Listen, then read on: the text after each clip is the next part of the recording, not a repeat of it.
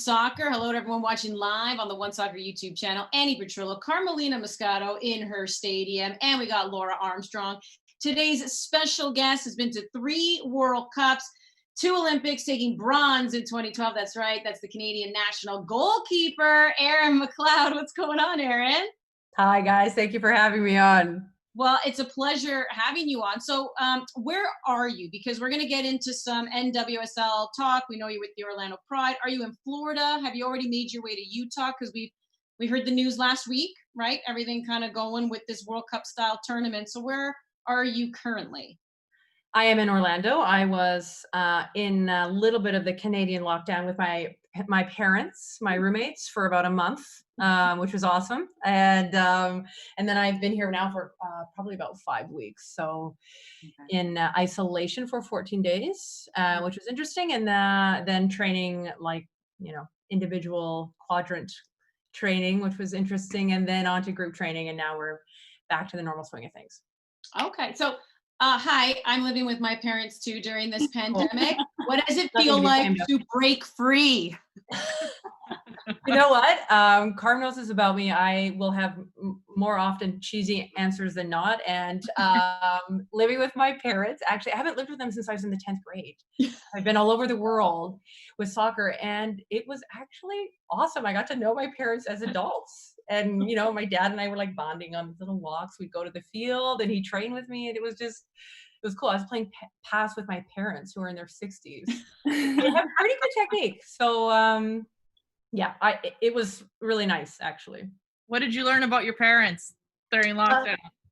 What did I learn about my parents? They enjoy wine a lot. No, they work really hard. All they care about is family. Yeah, beautiful. Yeah, so wonderful.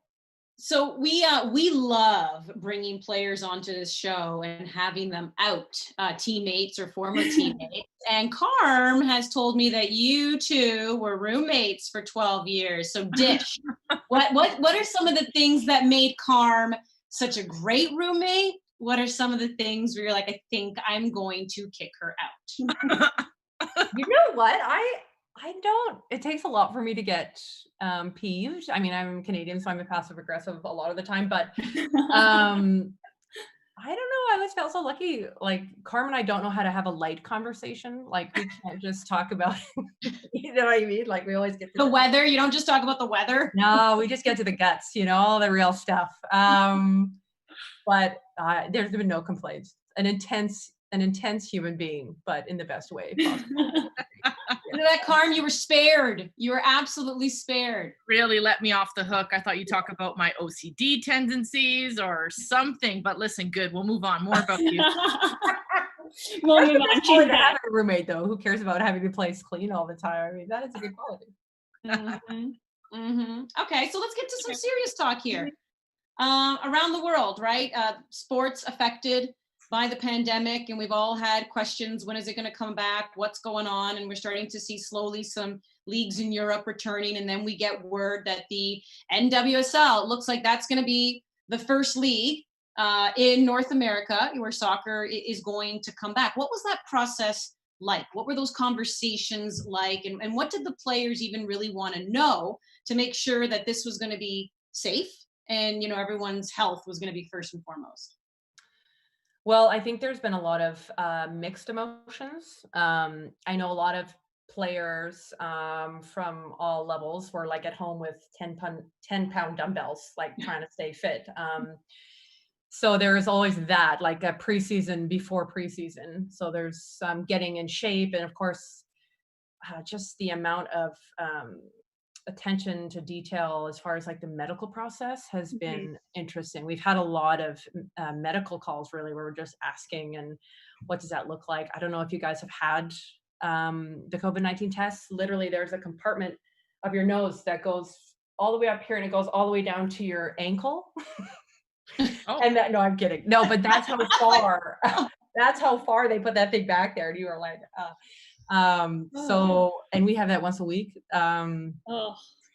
So I think there's been a lot of mixed opinions. You've been training for so long and now you're going to play this, potentially, everyone's like, it's a month tournament. But if you don't do well, it's not a month tournament, it's a week and a half or 2 weeks. So I think injury has been a concern for a lot of people. I think obviously the pandemic, but what I admire is the league has kind of got behind the players and given them the choice to do it, whether they want to do it or not or participate. I think that's pretty empowering and important, especially for this group of women. So that's been really nice. And as far as the protocols medically, I think we're pretty spoiled and lucky, to be honest. We'll be having testing once every week, and then we'll get in that environment and having it every few days. So from a safety standpoint, I think actually we'll be in a really good position. So taking all that into consideration, the amount of planning, and I think it's a really positive thing. And I think the fact that we're going to be on TV and showing the talent and the skill and the level of the women's game in front of probably more viewers than usual, I think is going to be really important for the growth of the league. What was it like for you going from being here in Canada, being sort of in your home country, to going to the United States? I mean, I was in Florida early in March, and people weren't isolating the way that maybe we saw in Canada. So what was it like for you to go to Florida? You left as soon as you could. Hey, you're like, and I'm out of here. Yeah, I was like, hey, cool, yeah, is the border still open? Like, let me back. Yeah, exactly. So what's it like to, you're safe and sound in Edmonton. Obviously you want to play, obviously you want to do your job, but there's other concerns right now. Yeah, I mean, I think it's been interesting being here.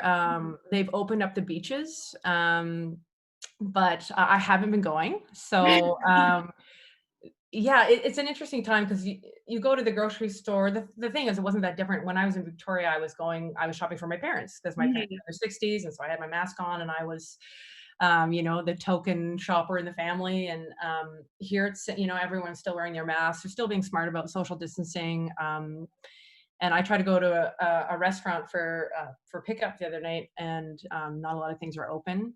But I also think now there's a lot of looting going on. There's a lot of silent protesters. There's a lot of things going on politically and just as far as the pandemic. So it's an interesting time, I would say. And I think, to be fair, we're all keeping quite safe. Did you have a comment, Carm? No, you well, keep that's Carm signaling to me. Oh, you keep going. You're doing great. Erin needs to stop. I'm just going on a tangent. Yeah, but it doesn't look too different. I think it's just about making smart choices, to be honest, and not exposing yourself. And I think too, the nice thing about this tournament is I think players are being a little bit more mindful in their choices and going out and knowing that now you're coming into this group that's being tested, like you have to keep safe and keep healthy, not just for yourself, but for your team. So I think there's quite a few positives that have come out of the tournament. That makes sense. Yeah. And, we're starting to see the player associations have such a strong role as a key stakeholder in these discussions. We see that there's a lot of protections medically around the players that they were able, and securities that they were able to make sure were a thing for the players. Would you say everyone feels comfortable with the format of the tournament, with the way we already heard you say, you're comfortable and loving Lisa's the commissioner's leadership, but how are the players really feeling about this tournament format? How the player association is representing their needs, your needs? Well, I mean, I think it's controversial. Yeah. If I could say that in a politically correct way. I mean, Yeah. It's on turf. A lot of the games are on turf. It's going to be at elevation. It's going to be very hot. The games are every 3 or 4 days. It's not ideal for any tournament, I would say.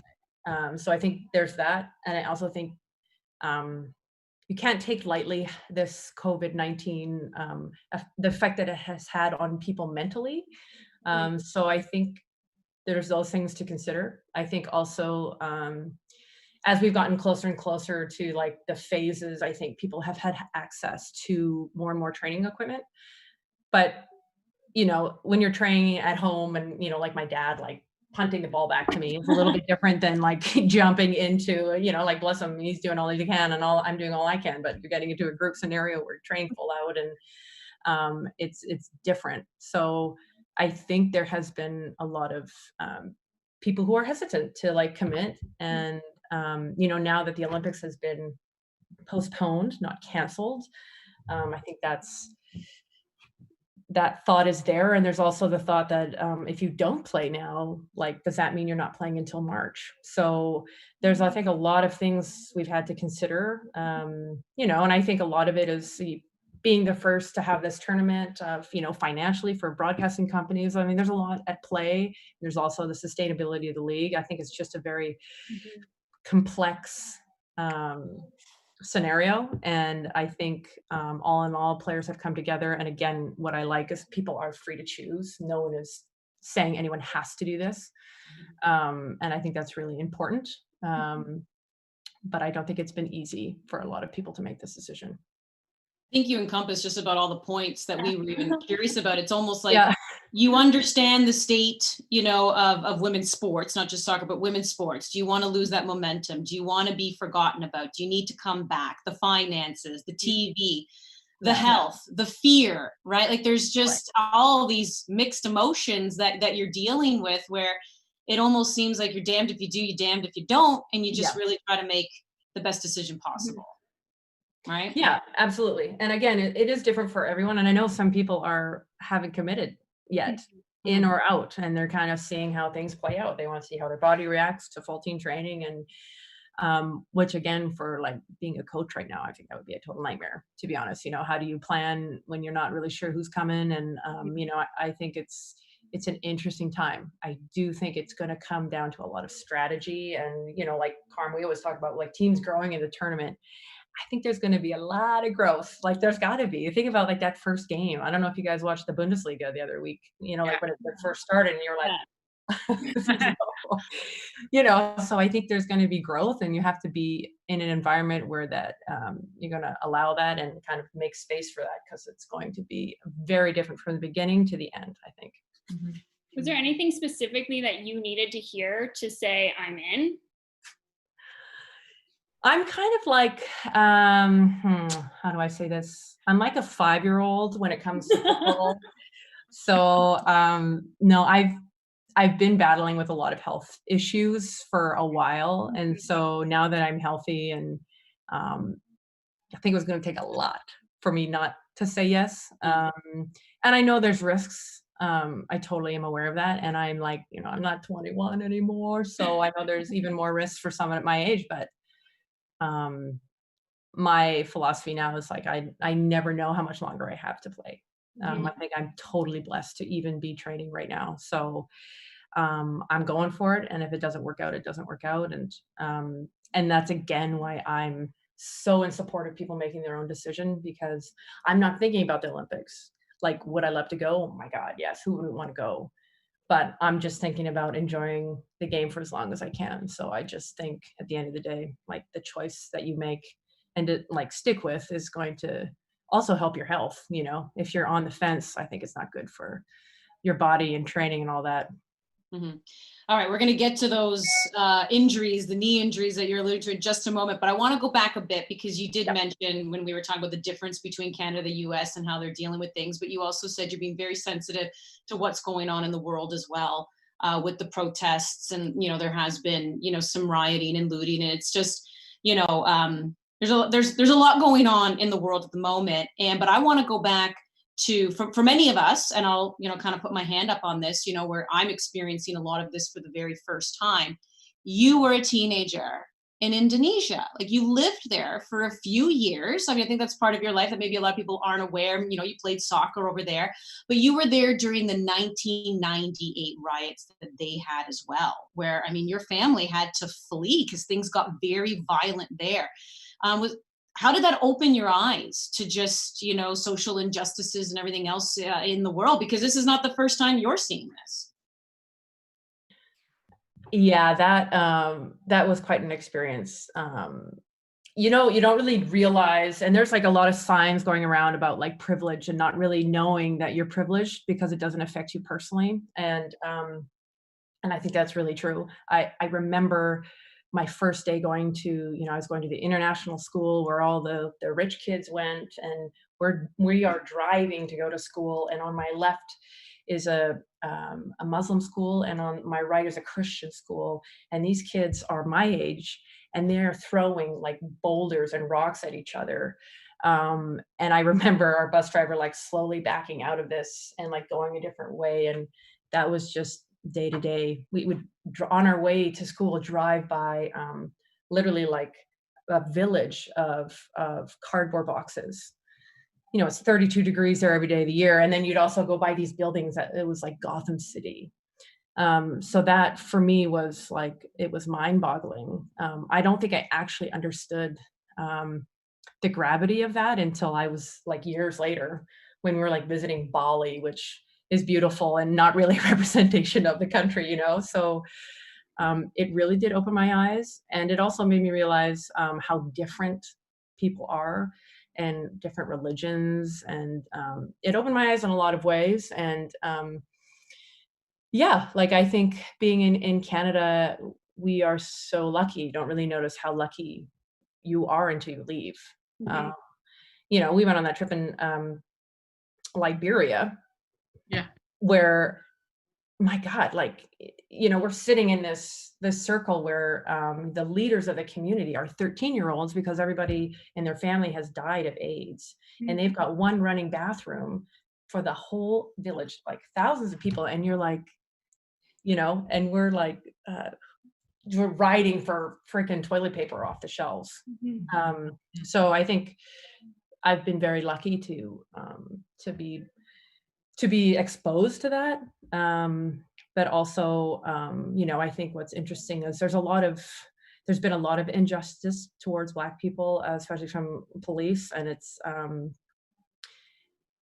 what I admire is people are starting to do something no matter what color they are. And I think that's important. I think as a Canadian, I'm always so non-confrontational, and I'm just kind of sitting back, and, you know, it's tragic, I think, right now, because there's looting and there's silent protesting, and they're not the same. They are very different. And and it's upsetting because one's kind of, you know, they're not helping the other case. So that's a little bit upsetting. But I do admire the way that the soccer community has kind of rallied behind what I think is right. And I think that's what kind of I learned at a young age. There's just so many injustices out there that exist, and it's about having a voice more often than not, I think. Mm-hmm. And you know, you're one of the most, you know, enlightened progressive people I know.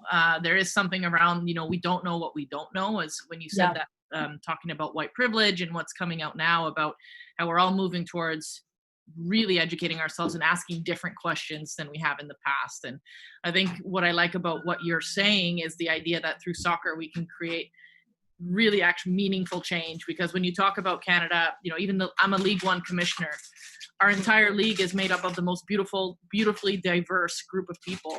And that's at the senior level. Of course, that's coming from the junior level. So, you know, we're looking deeply into policy procedures, you know, precedent-setting moments in the future where we're going to handle things differently. So, unfortunately, it takes unearthing and total rioting for sometimes, I guess, things to move, which makes zero sense.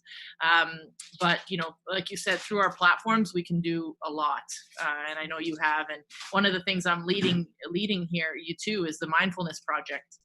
You know, it starts there, doesn't it? Awareness, self-awareness, reflection at young ages. So talk to us about that a little bit, what you've done there. Yeah, so the Mindful Project is something that I've created with Rachel Lindvall, Dr. Rachel Lindvall. I should say that. She's worked really hard for that. She has her doctorate in mindfulness research. And after the 2011 World Cup bomb, I started using mindfulness in my own practice, dealing more with like stress and performance anxiety, and which I think is a reality for a lot of athletes. We just don't have a label for it. So I used it a lot, and literally Rachel was like, her and her husband coach a university team, and they're like super fans of the game, and they were in Germany getting ideas from different female soccer training sessions to bring back to their team. And I was making peanuts, literally peanuts, and they're like, do you want us to take you to dinner? And I was like, yes, please. And so we went to dinner, and we just started chatting about mindfulness, and it was just so great, you know, when you meet people for the first time and you're relating, and I think a lot of times, I know this happens when you get older, you're like, God, if I knew then what I knew now, how much better of an athlete could I be, first of all, but how, like, I could enjoy it so much more. And like the stuff I'm, you know, learning and constantly researching about, like mistakes, for example, like if you're a total dick to yourself, and I am, my self-talk has been not great my whole life. And even with coaches and teammates being like, that was brutal. And research indicates it doesn't help you learn any faster. So like being negative and harsh towards yourself and others after mistakes, it's actually like a waste of time. And just like little nuggets of that, I'm like, man, if I knew that at 18. You know what I mean? Yeah. Oh yeah. I have a saying. I always say, youth is wasted on the young. That's an old saying. Oh, there it is. Yeah. It's so true. But that's so great. Love that mindfulness stuff. We know a lot more athletes too are really starting to embrace that part of it, right? Just truly understanding how that can translate into their work in their craft. We're gonna have a little bit of fun now, Erin. Got heavy. We got heavy out there. But so we like to do a little rapid fire. So we just, all of us, we're gonna go around. I'll kick things off, then we'll go to Carm, then Laura, then me again. Okay. And there's fun questions. You can feel free to just give like quick answers, or depending on what it is that you're answering, feel free to elaborate, right? Because some of it, has Carm warned you that I'm socially awkward, or maybe it hasn't come up? We all are, yet we got our own TV show, so don't worry. Don't worry about it. So here we go. Here's my first one. This is an easy one. I'm lobbing this to you. The best save you've ever made. I think the one in London, the final game when I was going one direction and saved it going back that way. We talked about that on a recent show, didn't we? Yeah, we did. You did? Yeah. Oh yeah. Okay. I was about to make a save that game actually, because they had like 29,000 shots to our one. So It was gonna hit you somehow. You're gonna make a great at one. some point the somehow. ball was just gonna run right into me. Yeah. Love it. Yeah. Carm? Someone had to do it, Erin. We were all exhausted. So thanks for that. So we got you on your high horse. Now, what was the worst goal you've ever given up? Oh God. The worst goal. I actually, in a training game, I don't know if this is important, but it was like a youth team. Carmen, you might have been there. Youth team against the full, it was the first time we were playing the full national team in like anyway, just a trial game. And I'm like running for this breakaway against Christine Sinclair, who chipped me from 40 yards out. And I was like, maybe I'm not ready to be on the national team. Oh, introduction to the team. Of people. Yeah, it's Christine Sinclair though. Yeah. And she chips me pretty often. I would say like almost every training session she gets one in. So she kept me humble all these years. Laura. I like this one. I don't know who came up with it. Funniest heckle you've ever received. Funniest. Okay. Well, it wasn't towards me, but the US game in Salt Lake City. Mm-hmm. And there is this lady, Carm, you know what I'm talking about. There's this lady who I think it's like scoreless. I don't know what minute it is, 60th minute. We're playing the US. And this lady is like sitting there with her arms crossed, and she's just peeved. And Abby hasn't done anything all game. She's just been like basically sitting on the sideline, and she just goes, Abby, do something. And like all of us just heckled that. Oh my God, it was awesome.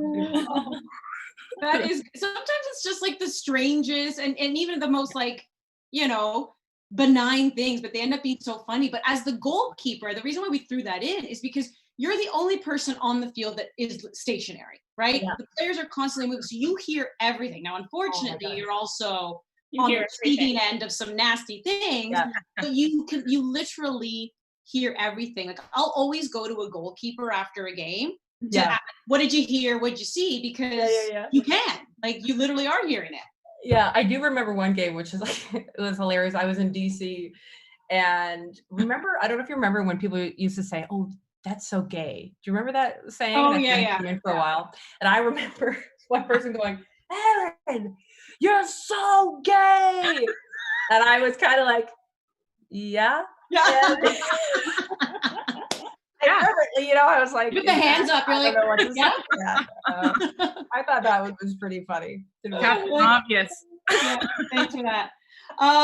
Okay, so goalkeepers, we all know how strange you are. Yes. What's your weirdest routine or superstition? Come on. Weirdest routine. I think maybe I'm like a geek. One moment. I do neuro tracker every day, and I put these glasses on Awesome. and I trace tennis balls. And I do it every day. Yeah, it's not part of the national team program anymore, but I bought the program.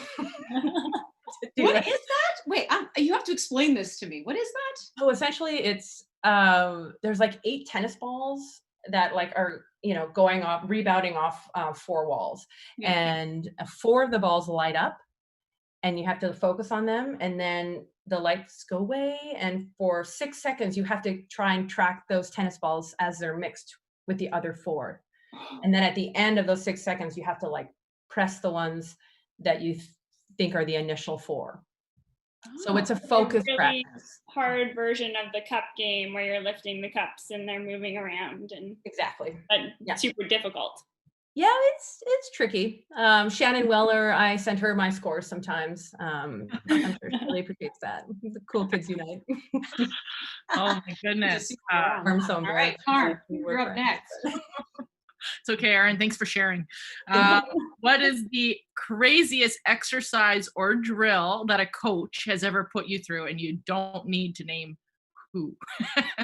The craziest drill. Okay, I do remember I was 14 years old, and this is when I was crazier than I am now about like being the best. And the coach said to me, I'll never really get this. He goes, if you are willing to dive in is it shale? What's on the baseball field? What is that called? Like the mound? Which part? Like the yeah. shavings, kind of like the like the red. Oh yeah, just like it's just dirt. It's like dirt. Yeah, it's just red dirt. Red, but it's sharper than dirt, isn't it? It's a bit tough. Yeah, there's like little things in it. Yeah.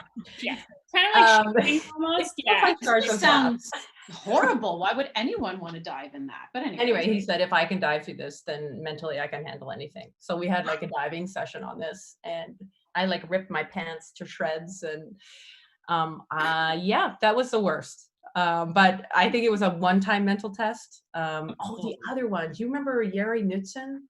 Yes. The Norwegian. I do. So he stood at the bottom of a hill. And he said, I just want you to run up this hill. And I thought, okay, no problem. But it was sand. So literally I would for 45 minutes, like go as hard as I could. And I made it about 1 meter. And That's horrible. I was crying by the end of it. I was like, and he was like, you got it. I was like, you know what I mean? And there's like 40 meters to go. That was horrible. I hate it. My goodness, this is horrible. It sounds like the first one's like, if you're willing to dive into fire, you will be the best goalkeeper in the world. It's like, okay.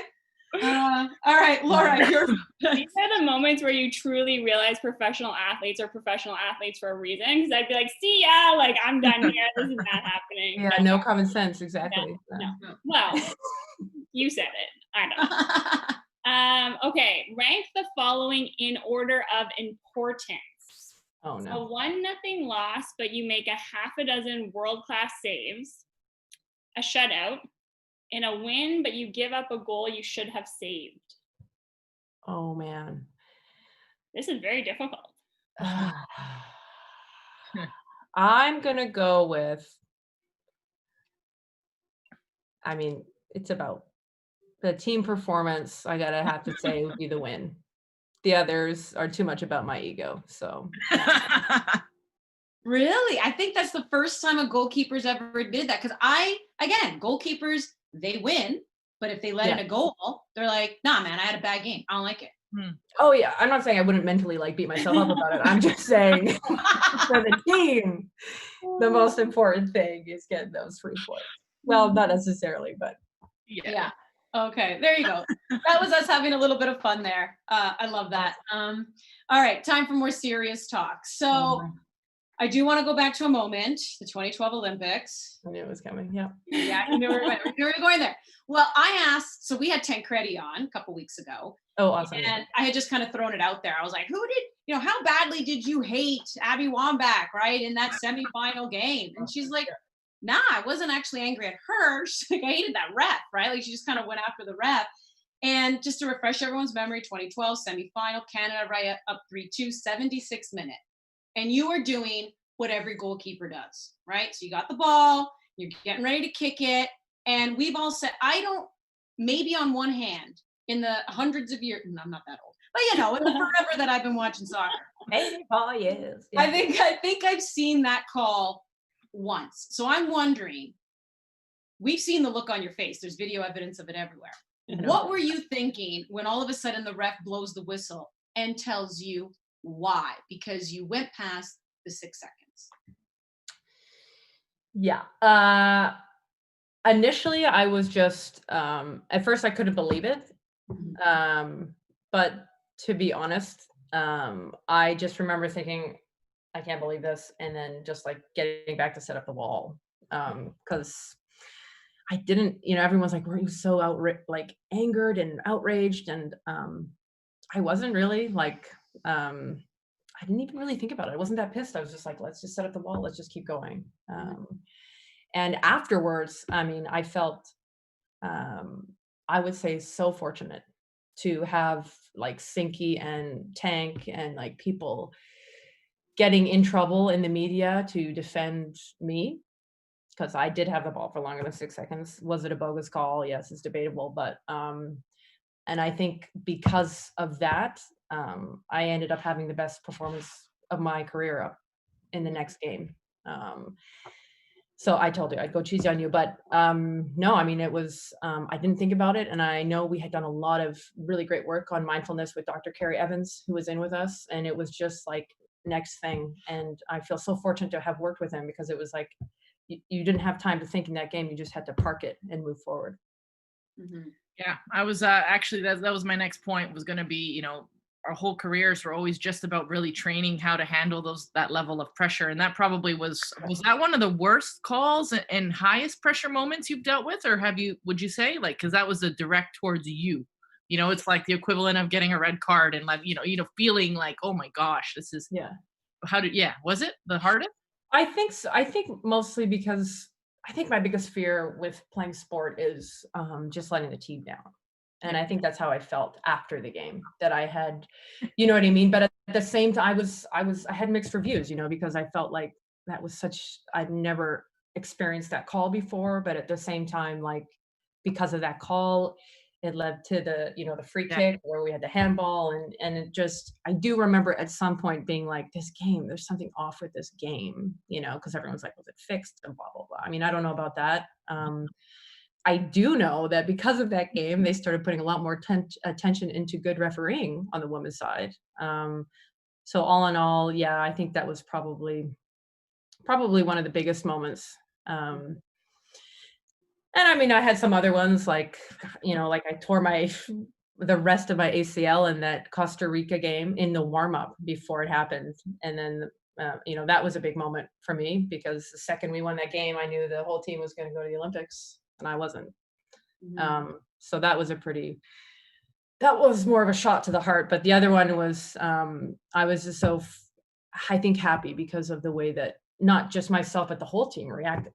Like, we were unbelievable after that game. We just had all of our hearts broken. And then we were like, we parked it and we just moved forward. So I think that was pretty awesome.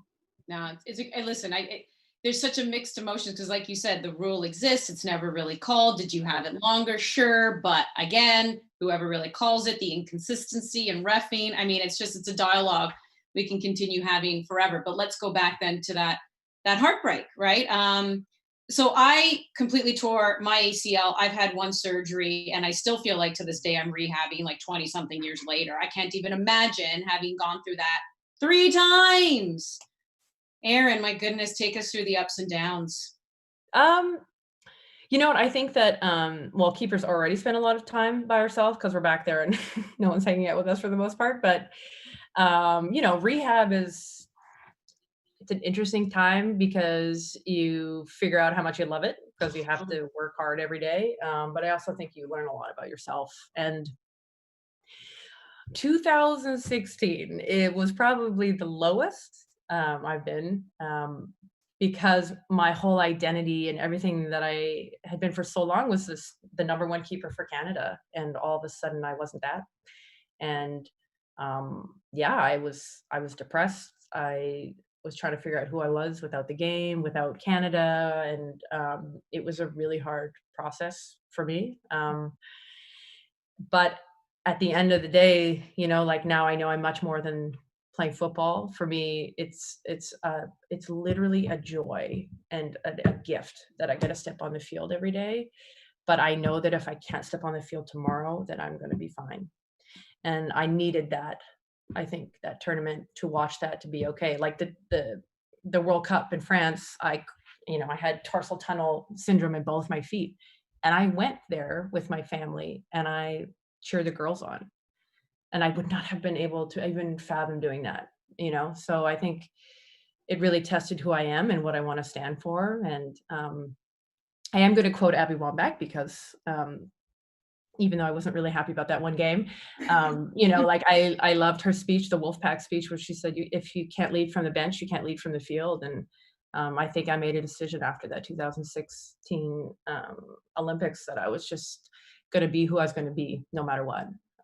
So I'm so grateful for that, for the injuries, because I think that you figure out who you are.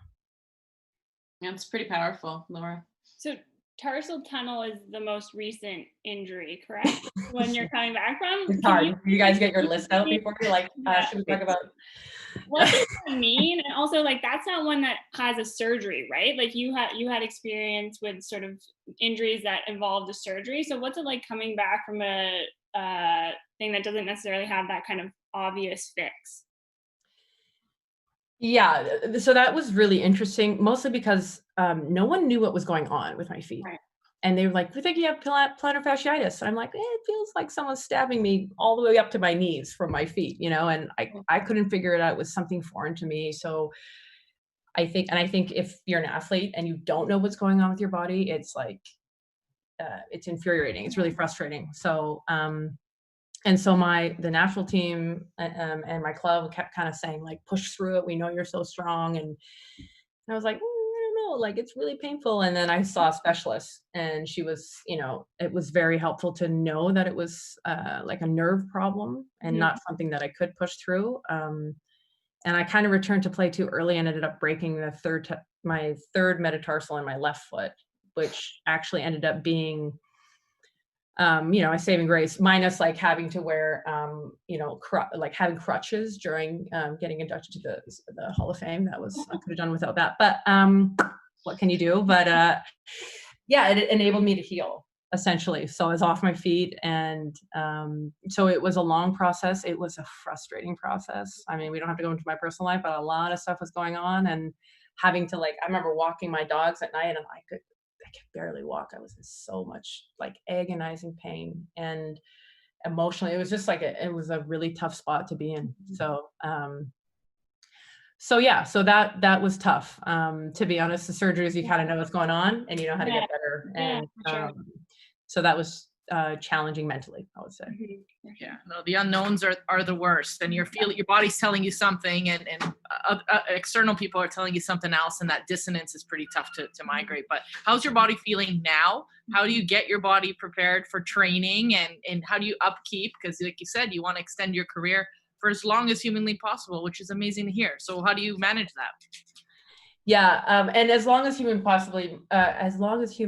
What is it? Humanly possible? Humanly possible. Yeah, thanks. Could be 2 months, Carm. We don't know. No, God, it's funny because I remember rooming with like Andrea Neal, who like if we had training at 4 p.m., she started her warm up at 8 a.m.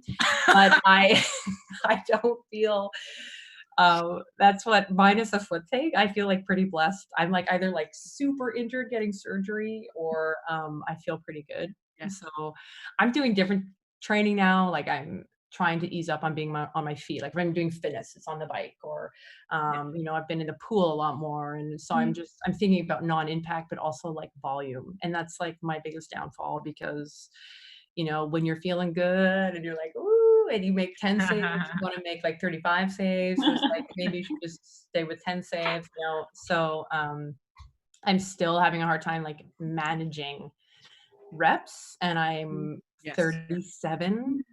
So I think I have to think more about that.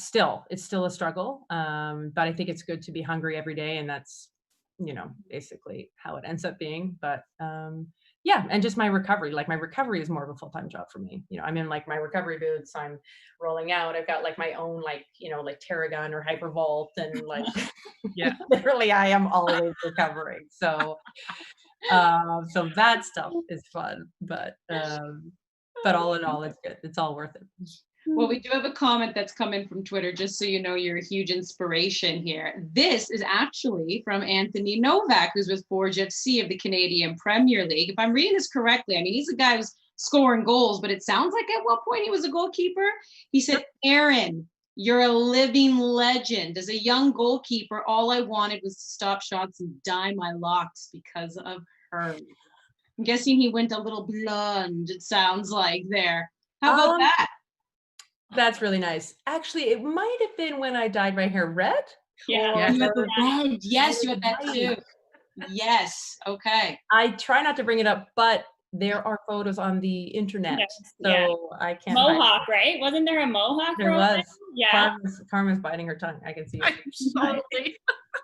Did you do her hair? The maple leaf. I did the maple leaf once with I remember that one. Now that's coming back. I see. Right now I just remember you with like the blonde, but I do remember that. Mm-hmm. I could actually do that this year. I've gone short again, so we could bring it. No, I'm not bringing that back. Yes, I think it's great. You get the double thumbs up over here. My emoji thumbs up. Wow. Here for it. Yeah, amazing. Sorry, this is a little impromptu, but I have to share this. Back at the 2002 U19 championship, when we were all nervous to begin with. It was our first exposure going out there, playing in front of a crowd in general, let alone 50,000 people. I know, Laura, you always talk about that tournament as well, how it impacted your life. Things, And now that I'm like so like decades removed, I'm thinking you were so brave to do your hair like that. Or braver. What were you thinking? Is that the word? I don't think I was. Good. I love the internet. It's so good. I don't think I was thinking. We got sponsored. Remember, like there was a game before the tournament started, and they put like, we're so young, we never got any free swag or anything. And like this one hair company had put in like 2 hairspray cans and some gel, and we're like, let's put all of it in your hair. And that game, my hair was all over the place, and then I was like, oh, this is kind of fun. And I ended up like bonding with a few teammates, and we did it every game. And I remember the day that the tournament was finished, and my dad came to pick me up, and I had slept through my alarm. And I'm like, it's no problem. And like I woke up, and there was literally the pillowcase was like bright red, and we were staying at like the Fairmont or something like really nice. And I'm like some idiot kid who just like literally died there, like whole bed. Yeah, it was worth it. It was worth it. Funny. And I got heat stroke because of the hair once. Do you remember that? What?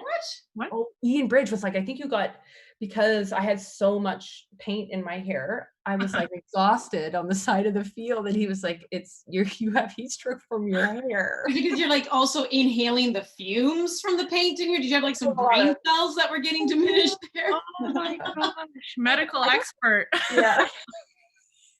That'll be the next commentary. We're doing play-by-play. Is Erin McLeod, I believe she has heat stroke from the paint in her hair. Oh God. Yeah. Oh my God. Okay. So everything I'm gathering from you. Yeah. I mean, it's such a great mantra because it really does seem like it's one day at a time. It's all a blessing. You're going out there, you're giving it your all. But I want you to look into your crystal ball just a little bit if you can. What is it now, right? The national team in 2016 was so heartbreaking not to be there for you, with the Olympics being postponed a year. Just what does that mean for you and being a part of the process and wanting to be there? What does that mean for you also being a mentor, you know, with Kaylin Sheridan and Sabrina D'Angelo? I'm just wondering, like, how do you also see that unfolding for you? What does the next year look like for you with the national team? This is funny. I've had this question a lot. And I'm being very sincere when, looking in the crystal ball and all that stuff. I don't have goals anymore when it comes to soccer. I can honestly say that I have done everything that I've ever wanted to do. And it took me a long time to come to peace with that. And so when I step on the field, I'm such a hardcore, but I would do anything to have that jersey again. But at the same time, like, if I didn't, it would be okay too. And I think that's how I'm living it. You know, I have trained really hard, and what I realize, if you put everything you can into something and you believe in good energy and have good people around you, you never know what can happen. And so in that sense, I don't have goals, but I believe in really good things coming my way. And not just because of me, because of the wonderful humans that have surrounded me. And I feel blessed already. So I think anything else from this point on is just kind of icing on the cake. I would love to work with those young keepers just because they will be better than I have ever been. And I know that, and that is exciting, and I think it's awesome. But I will be a fan of theirs, whether I'm on the team or not. So. I throw a brick wall for you, let me tell you. That's great motivation, because it's true. And it's heartfelt, Erin. I mean, you can truly feel it from you. And, you know, I think I can speak on behalf of all of us. I mean, Carm, you know, obviously having been your roommate for 12 years and playing with you, for us, like, it's been a pleasure watching you play. And, you know, we want it to go on for as long as you want it to go on, right? Because it's been so remarkable. And I know that the goalkeepers that have also come out of Canada, from Karina LeBlanc to Steph LeBay, who we're seeing right now, to you, I mean, it's a role where we've had some incredible women fill those shoes, you know? Yeah, absolutely. I mean, we've been blessed for a really long time, and I think that's something I'm very, proud of. We've always had really strong goalkeepers coming out of Canada, and good people, and I think that continues, and I know it will continue to continue, and I think that's exciting. And I think also what's really exciting is having people like Carm and Rian and a lot of, Melissa Tancredi and Robin Gale. I mean, the list goes on. Mel Booth. We've got so many people that are from that, like 2012 team, that are continuing to influence the women's game, and not just the national teams, but across the country and leagues. And I think that's really powerful. And I remember being at that Hall of Fame event and sitting at that table, and we may have got the bronze at that games, but we're a team of champions. I think, like, the human beings just sitting at that table, like how every single person on that team is influencing their environments wherever they are in Canada. And I think that is something that I'll be proud that I was just a part of. I feel like you have to play at least one more game for Anthony Novak, who apparently is your #1 fan. So truly, you can't let him down. Oh man. Maybe dye your hair first and then get right back on the field. Yeah. God, if I play for Canada again, I'll dye my hair for sure. Okay. You heard it here first, folks. Yeah, well, yeah, we'll see. Nice. Before we go into our final rapid fire questions here, I just want to get a little bit of a scouting report just on the young goalkeepers coming through. Like, how would you just say things are different, whether it's from a training, a technique perspective, from you to them? Like, what is it about them that you think is going to make them pretty special? Well, I think the game has just evolved so much, even within the time that I've been with the national team.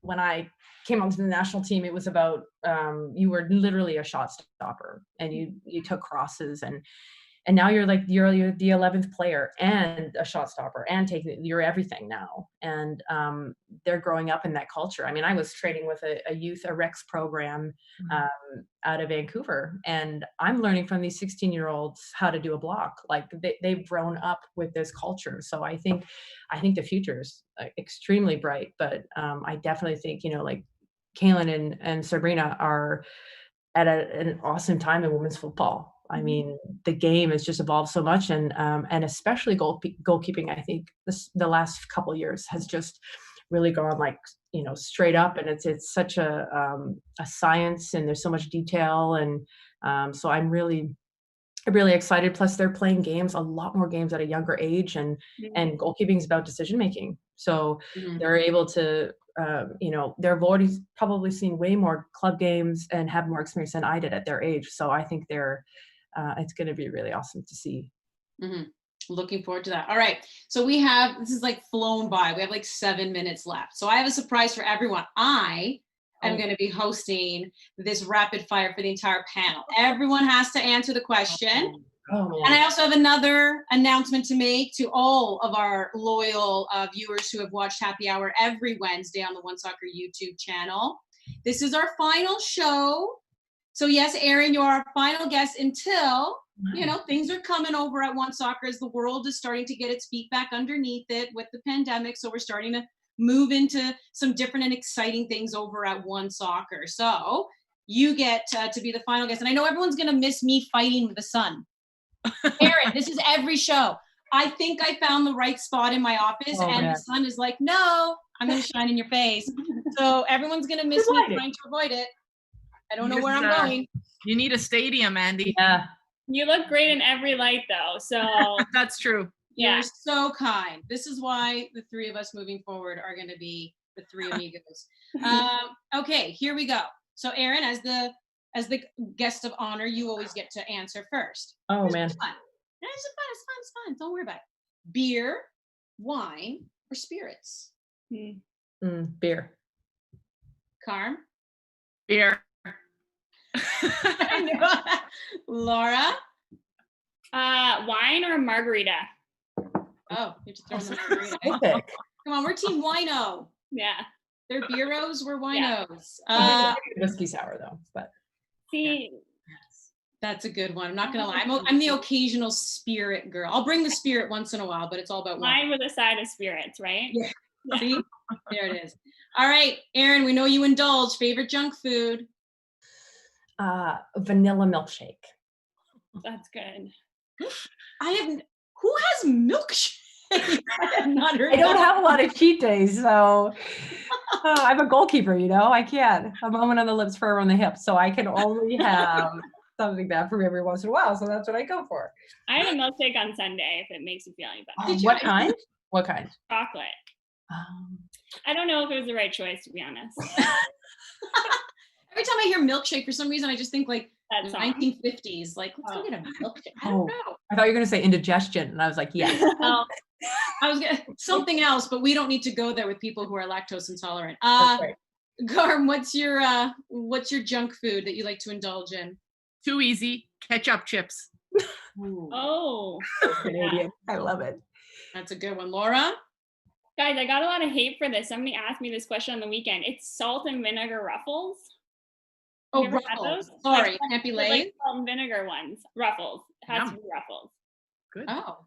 Okay, great. I feel so accepted and loved. Thanks. Yeah, I love salt and vinegar. Okay, it makes my mouth water immediately just when you like open the bag, like right away. Just has that effect. Yeah, exactly. And Ruffles is just like an added little fun texture. Feel like you think a lot about this. I admire that. I really have. So I think that we're going chips over here, and I gotta say barbecue. That's mine. Ooh. There you go.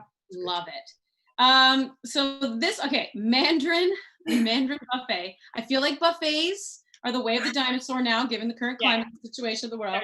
But either way, if you got a buffet going, how many trips could you make? How many trips would you make? Be honest. When you're at a buffet, how many trips do you make to reload your plate? I'm very lame. I rarely reload. Okay, but how big's your first plate? It's pretty full. I might go back for fruit. I'm pretty lame.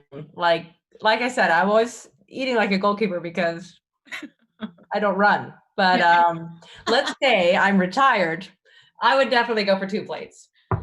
Okay, Carm. I'm a consistent 3. It's very, very easy. Just first plate's pretty big, second plate's a little less, third plate's full of dessert. Yes. Yeah.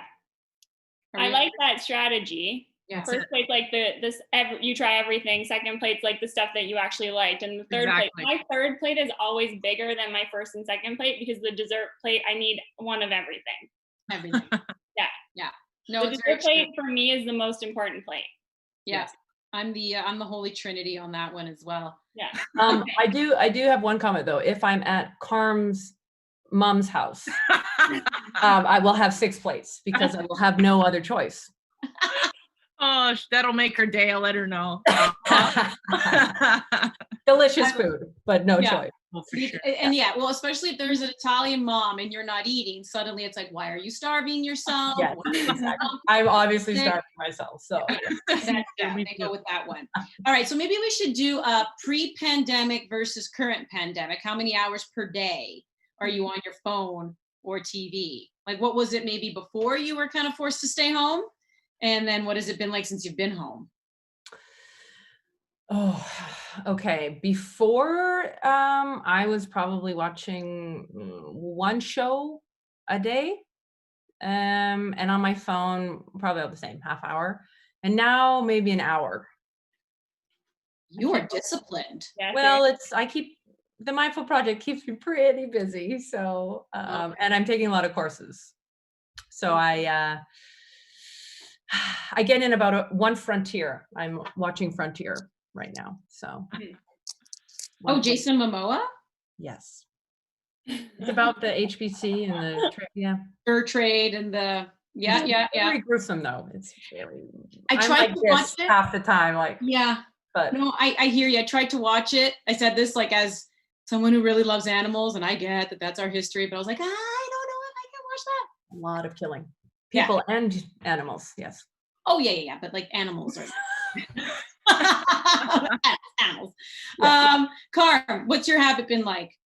It's increased tremendously to a fault. I think I have to be across all news at all times, being sort of a source of information for people. So I've been reading obsessively, I guess. And then in terms of shows, they're endless. The Great Canadian Baking Show. Oh, that's been really entertaining. And then you have Killing Eve, Ray Donovan. I mean, it just goes on. It's a lot of shows at night. Yeah. Laura? My phone time has gone down by 2 hours according to my weekly screen report. Oh. Which at the beginning was really taunting me. Like the first week, it's like your screen time has gone up 47% or something like that. And now it's gone down. My TV watching has probably gone up, but that's just because I always have CBC News Network on in the background. Yeah. Which I shouldn't do. That's not good for mindfulness. It gets into your subconscious and then you have nightmares. Yeah. Exactly. Yeah. Some crazy dreams have happened in my world in the last 12. Well, lots of people are having them apparently. So yeah, no kidding. All right, so we had a little bit of fun with that. Before we let you go, we did have another question that came on in. I think this is from one of our YouTube watchers, Jason Roberts. Let's end on this note, because as we know, again, NWSL, Orlando Pride. Who should Canadians be cheering for in what's being called the Challenge Cup when you guys come back? Oh, let me think about that one. Orlando Pride.